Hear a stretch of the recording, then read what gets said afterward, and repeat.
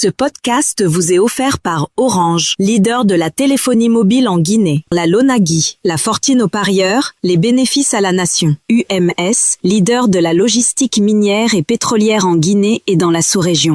Jeudi 5 mars, mesdames, messieurs, bonjour et bienvenue dans Guinée News Podcast, votre rendez-vous quotidien pour le décryptage de l'actualité nationale chez Guinée News. Trois sujets dominent l'actualité ce jeudi, à savoir la confirmation du retour attendu à Conakry du président Mamadi Doumbouya après un long séjour à l'étranger. C'est le premier sujet. Deuxièmement, une plénière jugée décisive au Conseil national de la transition, donc l'Assemblée nationale, en d'autres termes, autour du programme Simandou 2040. Et enfin, un nouveau renvoi du procès de l'ancien directeur général des impôts, Aboubakar Makissa Kamara, à la Cour de répression des infractions économiques et financières. Pour l'analyse, avec moi ce matin, Moro Sako, journaliste et chroniqueur à Guinée News. Bonjour Moro. Bonjour Kerno, bonjour à tous nos abonnés.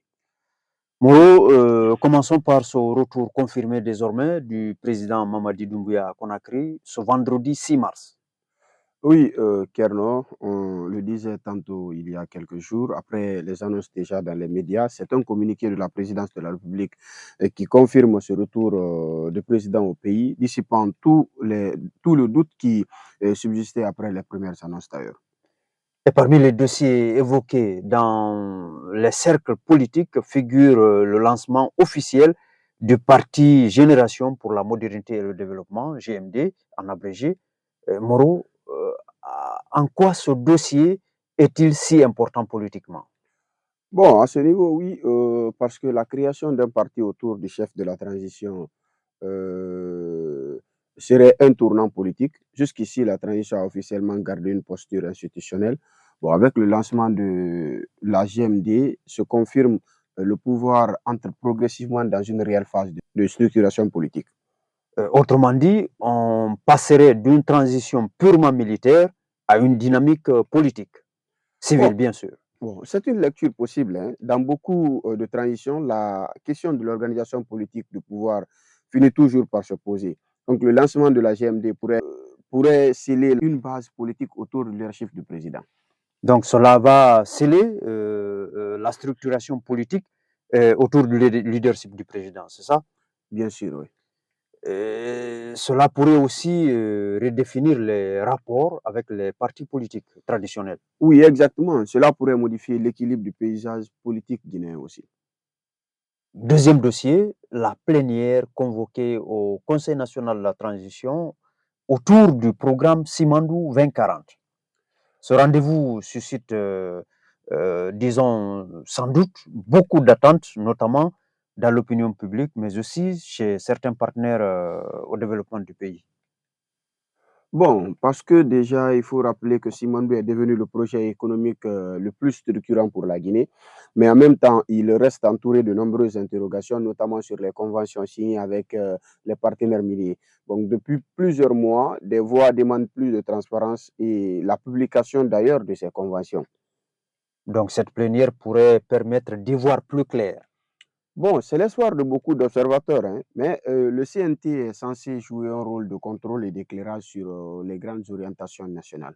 Bon, si les débats permettent d'expliquer clairement les mécanismes économiques, les engagements des partenaires et les retombées pour le pays, bon, cela pourrait rassurer une partie de l'opinion.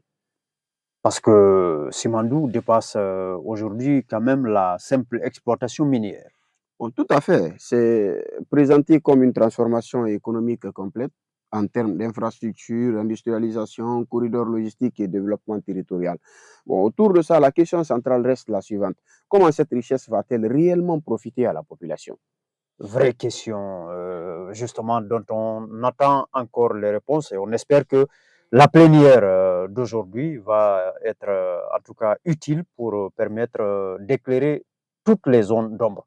Troisième sujet, la justice économique, le procès de l'ancien directeur général des impôts, Aboubakar Makissa Kamara, a été une nouvelle fois renvoyé au 23 mars cette fois-ci.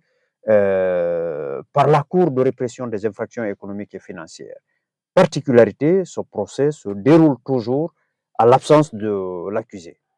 Bon, oui, mais la procédure suit son cours. Selon d'ailleurs les éléments évoqués lors de l'audience d'hier, la Cour attend toujours des informations complètes sur le patrimoine des prévenus.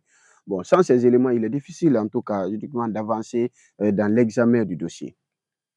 Cette situation peut-elle fragiliser la perception de la lutte contre la corruption? Bon, en tout cas, dans l'opinion publique, les citoyens veulent des résultats concrets. Mais la justice doit aussi respecter les procédures et rassembler les preuves solides. Bon, dans ce type d'affaires, la question du patrimoine et des flux financiers est souvent déterminante. Donc, le défi reste de maintenir l'équilibre entre efficacité et rigueur judiciaire. Bon, exactement. La crédibilité de la justice dépend de sa capacité à produire des décisions juridiquement solides. Trois dossiers qui illustrent les enjeux actuels au pays: la structuration politique du pouvoir, la transparence autour des grands projets économiques et la crédibilité de la justice financière. Merci Moro Sako pour ces analyses. Merci à vous de nous avoir suivis. Rendez-vous demain pour un nouveau numéro de Guinée News Podcast. Mais en attendant, le reste de l'actualité, c'est toujours sur guinenews.org et les autres plateformes de Guinée News, bien sûr. Au revoir. Ce podcast vous est offert par Orange, leader de la téléphonie mobile en Guinée. La Lonagui, la fortune aux parieurs, les bénéfices à la nation. UMS, leader de la logistique minière et pétrolière en Guinée et dans la sous-région.